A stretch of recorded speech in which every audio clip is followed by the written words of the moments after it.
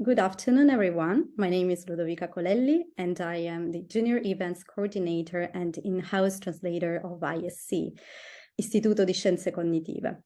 Today, I'm here with Dr. Abi Blakeslee, who is going to teach a workshop in London on September 9th and 10th, 2023, which will be titled The Science and Practice of Somatic Experiencing and Implicit Psychotherapy. Dr. Blakeslee, thank you so much for your time and for being with us today to allow this interview. You're welcome. Thank you for inviting me. The first question will be related to, so I will ask you as first to better introduce your background, since the aim of this interview is to allow mental professionals and especially Italian clinicians to know you better. I know that you are a somatic experience professional who is interested in the intersection between neuroscience, current trauma research, and the psychobiological principles of somatic experiencing. Also, you have conducted original research on the role of implicit memory in somatic experiencing with a committee that included Dr. Daniel Siegel. So please introduce your background. Yes.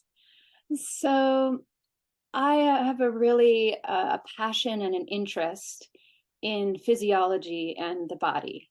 And I started out actually early on in my career as a body worker. And from that, I realized that there were memories that people were having, sometimes years after they had had some kind of pain or some kind of symptom in their bodies. And I really wanted to learn more about the mind-body connection. So that led me into a master's in counseling and depth psychology. And then from there, I went into another graduate program in clinical and somatic psychology. So really from kind of the basis of my early education, I was always looking at this sort of crossroads between things that we're conscious of or sort of our verbal memory or our recall of an event, but then what is happening more on the unconscious level or in the physiology. So that brought me into my study of somatic experiencing. Thank you. Wonderful. And thank you so much for answering. Now, I would like to better focus on the approach you work with and that you're going to introduce in your workshop in London. As just mentioned earlier, you are interested in the intersection between neuroscience, current trauma research, and the psychobiological principles of somatic experiencing. So I would be grateful if you could briefly describe the approach and how it works.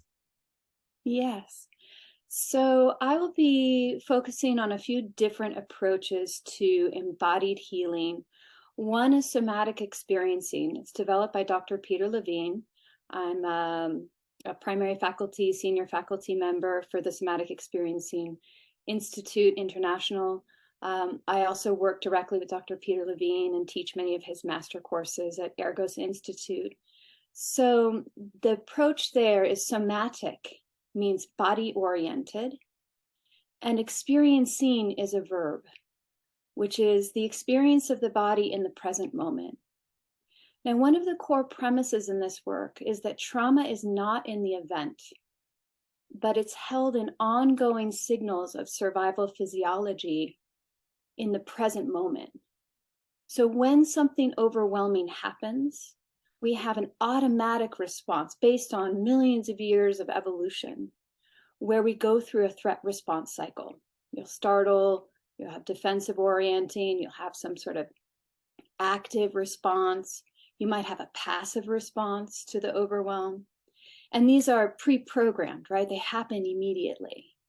Now, after an event, animals have the ability to either shake or tremble or release some of these highly potentiated states in the nervous system, or they'll move in a way that helps them to sort of relax and restore, and sort of they come into a state of relaxed readiness for the next event because they will occur again.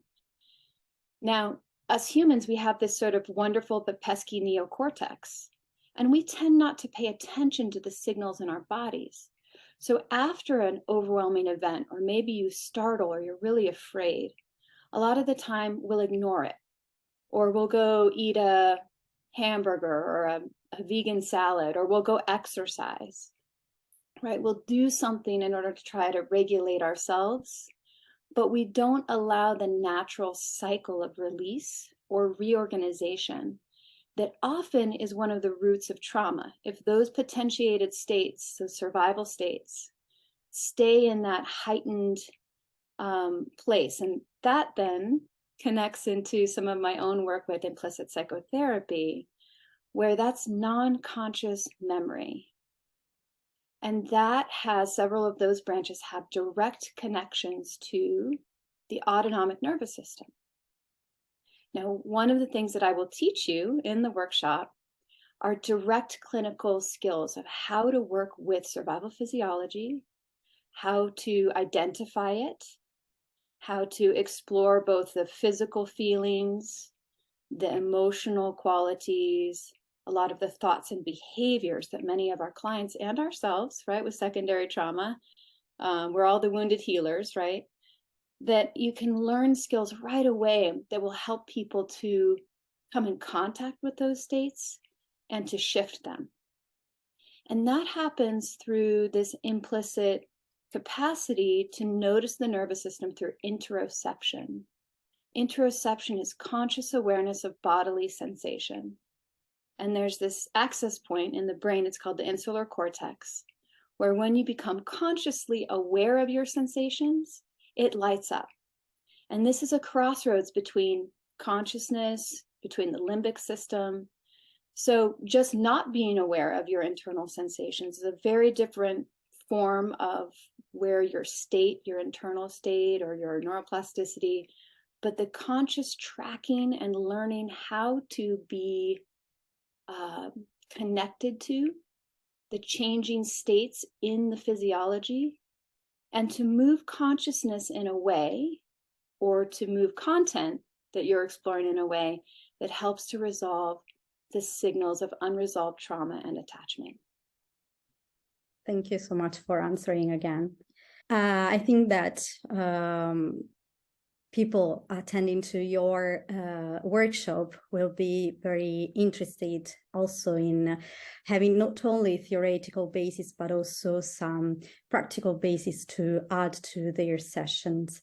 Can you just describe how the workshop also will be structured? Also, what are the main subjects you're going to explore? Yes. So there'll be theory, and then there'll be observational practice.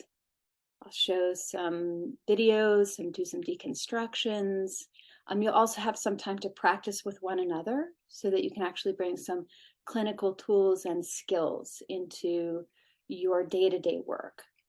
So for example, one of the things that we'll explore is what helps you to regulate. And what is the felt sense or the quality when you get in contact with things that shift your physiology in a way that is beneficial for you? Now, for some people, they need more down regulation. They tend to be stuck on high, right? Sympathetic. Some people need more up regulation. They might be more kind of in a dorsal or a freeze or a stuck on off place.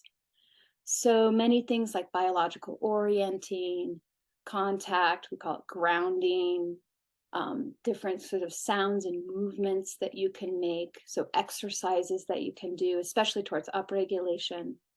So these kind of stabilization tools with interoceptive awareness and exploring those of what works for you. And then you can go through them and find out what works for your clients.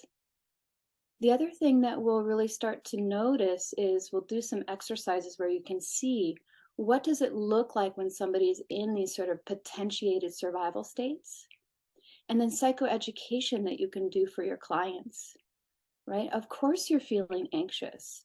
Of course you're going back to the same relational pattern that you learned as an adaptation in order to survive. That makes a lot of sense. But what can we do in the here and now that shifts that state?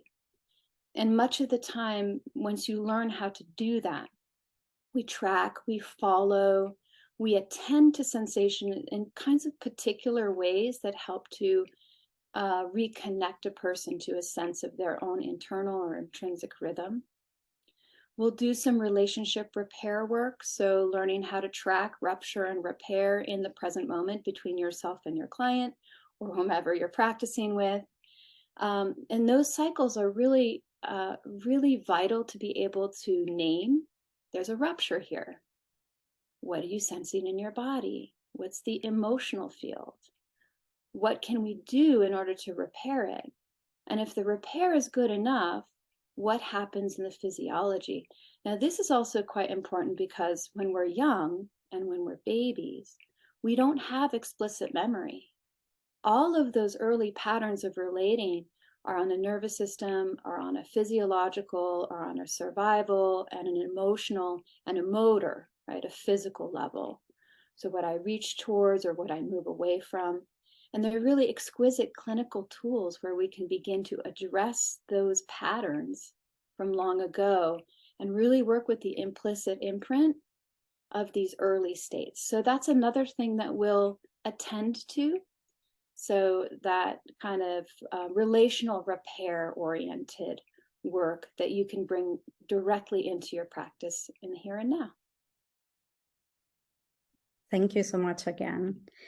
So I'm sure also that participants will learn a lot from your workshop in London.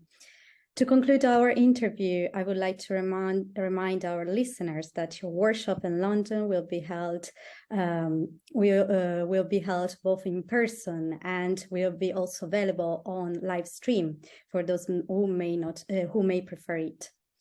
Of course, the seats for the workshop are limited. So if you are interested in the somatic experience and want to learn more directly from Dr. Blakeslee, visit our website and sign up for the workshop as soon as possible. Once again, thank you so much, Dr. Blakeslee, for being with us today and for teaching us a little bit about your workshop. Thank you so much, everyone, for listening to this interview, and I hope that you will join us in London for this workshop.